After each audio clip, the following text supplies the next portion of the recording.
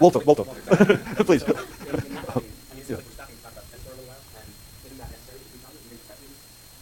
You've got to be using the name in a particular sense. That's right. But we are just taking that for granted at the moment. Yeah. We're setting the names to one side and assuming that's been solved for the moment. Yeah. And now we're saying what's going on with those descriptions. Yeah. And taking the connection between the name and the object for granted. We're just asking what's going on with the descriptions. But you're completely right. That has to come up in the end. It's just that being unable to think of talking parallel. You have to do one thing at a time. Yeah. Okay. So what is it saying? So far this has been about a man. Yeah. So you can think of it as a warm-up exercise for the author of Waverley. So the really hard thing is the meaning of the. People sometimes say to me, in theory of meaning, you must study such interesting and wonderful words. The whole history of the culture is in the language. And no, we do the. Yeah. Oh well. the question is, what is the saying? If we're going to have the same approach of saying it's kind of like how many, if the author of Waverley was Scotch is true, then how many people wrote Waverley? Could Waverley have been written, if the author of Waverley was Scotch is true, then could Waverley have been written by a machine so that there was no author? No, it makes no sense, right? There had to be at least one person who was an author of Waverley. It can't have been entirely generated by a machine. So that's what you've got to say. At least one person hits that spot. At least one person has it true of them that they wrote Waverley. Yeah? Is that enough? Suppose Waverley was jointly authored. Suppose Waverley was written by a commune of the People's Republic of Scotland. Would it then be true to say the author of Waverley was Scotch? No. I mean, if you say the, it's got to be just one, right? I mean, if there's some great disaster somewhere in the world, and I say, well, the rich country should help, meaning America, you might reasonably say, what do you mean the rich country should help? There are plenty of rich countries. You see what I mean? Or if I raise a question to the class and I say, well, what does the smart student think? You might reasonably be indignant at that. Right? You see what I mean? It doesn't just mean there's at least one. It's saying there's exactly one. Yeah? So you got to hear, you can say the author of Waverley was Scotch, at least one person wrote Waverley, but you also got, and most one person hits that spot. There's at most one person, but if you put a name for them into that slot, then you get something true out. You can't put two or more people into that slot and get something true out. Okay? I promise you the payoff for all this is really quite dramatic, but it won't come till Monday. Okay. So all we got so far is at least one person wrote Waverley, and at most one person wrote Waverley. That's all right? But the whole sentence here is saying something a bit more than that, because you get Scotch part in. So what that's saying is, there's something, whatever hits the Waverley spot, hits the Scotch spot. Yeah? So anything that hits the Waverley spot, hits the Scotch spot. That's all right too? Okay. So that's Russell's theory of descriptions. What this is saying, the author of Waverley was Scotch, is at least one person wrote Waverley, and most one person wrote Waverley, and anyone who wrote Waverley was Scotch. That's all right? That's pretty plausible. Now, note the implication of this. Is there a referring term in here, in the top sentence? Where is it? I mean, apart from Waverley. Apart from Waverley, is there a referring term in the top sentence? No, there is no referring term there. Is there a referring term in the second sentence? No. Is there a referring term in the third sentence? There is nothing there but those how many terms. There are no referring terms here at all. I mean, except Waverley. Scotch is not a referring term. Was Scotch is a predicate. There are many Scotch people. No, we are legion. You see what I mean? Yeah. So, we thought descriptions were referring terms. It looks like with a description, you're singling out something, you want to talk about it. But that's not what is happening. Descriptions are not referring terms.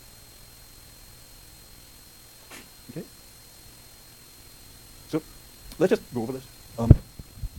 The question is, do descriptions refer? And you see why this is important, because for, one reason it's important is for Frege and Searle, the whole idea is that descriptions are the basic referring terms, and all other references explain the terms of them.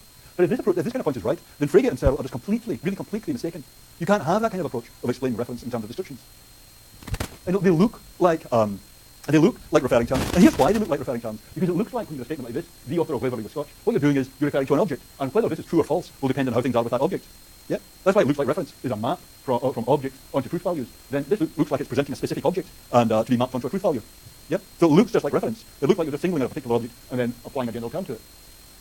But that forgets that these descriptions are complex. It treats them as if they're simple terms. So the meaning of a description can't be just that it tags some object down here that you then go on to. There's more going on than just tagging an object. Just because it's complex, it's obvious there's more going on than just tagging an object. Yeah? It does. I mean, well, it does in this way. If you look at a man, right, that's an indefinite description, then nobody would have any impulse to say that's a referring. Well, that's not true actually. Some philosophers have said it's a referring term, but nobody sensible would say that's a referring term. You mean that picks out an indefinite man, kind of shifty furtive character.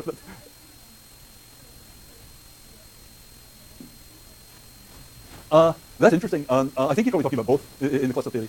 Yeah. But the point is that in Searle's, we can go over this, but in Searle's picture, there's got to be a level of reference possible that is purely descriptive. Yeah? And that would be the use of definite descriptions. But we can go over this in a moment, actually. the reason this is looking like it must be proper reference is it seems to be just presenting an object over here to be mapped onto a truth value. But the complexity of the symbol means that can't be the right picture. The meaning of the symbol isn't a matter of just tagging an object. Russell's saying when you've got a proper name, that just tags an object. That presents an object to the general term to be mapped onto a truth value. And if you ask, well, what is it for Sally to refer to a particular person? Well, what's going on is the general term is always mapping Sally onto a truth value depending on how things are with that person. I hope at this point that you're familiar with the kind of rigmarole. Is it? Yep. Yes, right.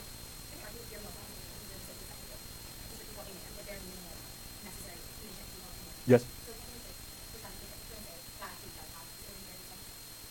Well, Searle's picture requires that you should have a level of descriptive discourse that's functioning without yet having names in play. Yeah, no, for both, that's how you can explain names in terms of their relation to the descriptions. So if you have purely general terms, you only have the is, if terms, yeah, then you don't yet have any names. But how can you make sense of a language with just a purely general terms but no names? Let me go on just a second. Suppose you take explaining the name Sally. Once you explain the name Sally to someone and you say, this is Sally, well, the key thing you've got there is you now know how all these endlessly many things you could say about Sally are to be evaluated. You have to look at this particular person and see how things are with them. So if you say, Sally weighs 150 pounds, Sally is 6 feet tall, you've always got to look at that single object to find out whether any of them is true. So that's what it means to have a name which is a simple symbol. There is a sense which is simple, but it also depends on the general terms. You only understand what's going on with the reference of a name, but you understand what the implications are for its use in the context of sentences with general terms in them. But that's, with the author of Waverley with Scotch, you could have explained, well, let's see, it's really an optical illusion that you just get a tag here, because what you've got is this mapping from at least one into the slot and most one into the slot, and anyone who wrote that, or anyone who hits this slot, hits that slot. You could easily have made this at least two, at most three, at least one, and at most two. So you could vary what's going on here in lots of ways, and when you varied it in any of those ways, it would be immediately obvious to you you didn't have a referring term here.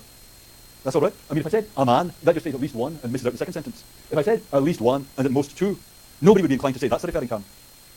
You see what I mean? Because that would allow there were two people. You're not singling them out.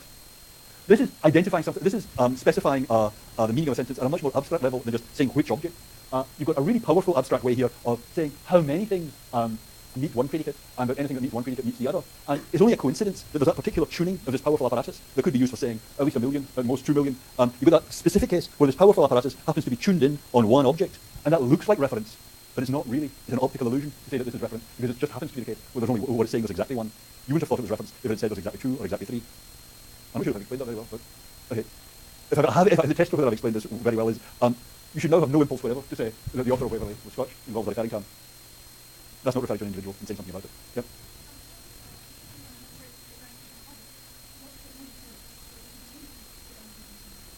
You could have a name that doesn't refer, you could try to have a name that doesn't refer, that's right. So that was my example last time, smudge. Yep. But that's not what's going on here. The point is not that this is a term that tries to refer, but might fail. This isn't even trying to refer. This is just saying, this is a how many term, rather than a referring term. So when I was explaining a man, there's something a little bit fancy about, I mean, I don't mean that pejoratively, but a little bit fancy terms like a man. Because you've got the ground floor plain English, where you say, Sally is tall, the cat is on the mat, and that cat is on that mat, and you name particular objects, and to say something about their properties and the relations between them. Right? That's a ground floor. And then one step up, you say, there's a cat on a mat, without specifying which one. And that depends on your knowledge of the ground floor level of language, where you specify the particular cat on the particular mat. Yeah?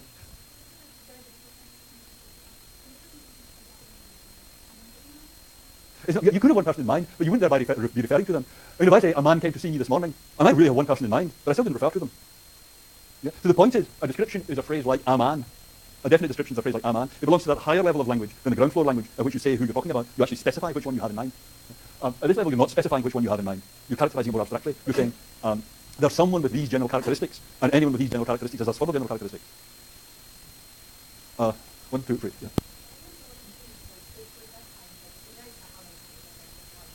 That's right. That's exactly it, yeah.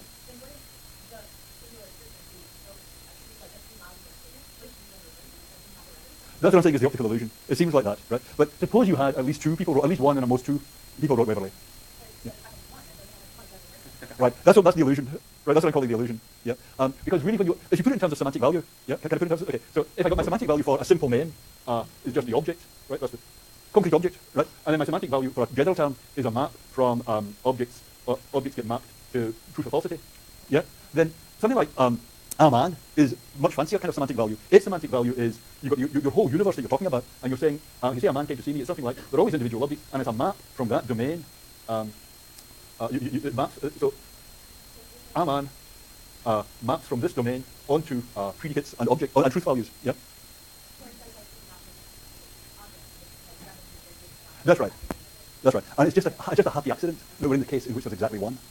Yeah. So given that domain, something like Aman is mapping from the general term onto truth values. It's a much fancier kind of semantic value than just you put the name and you get the object.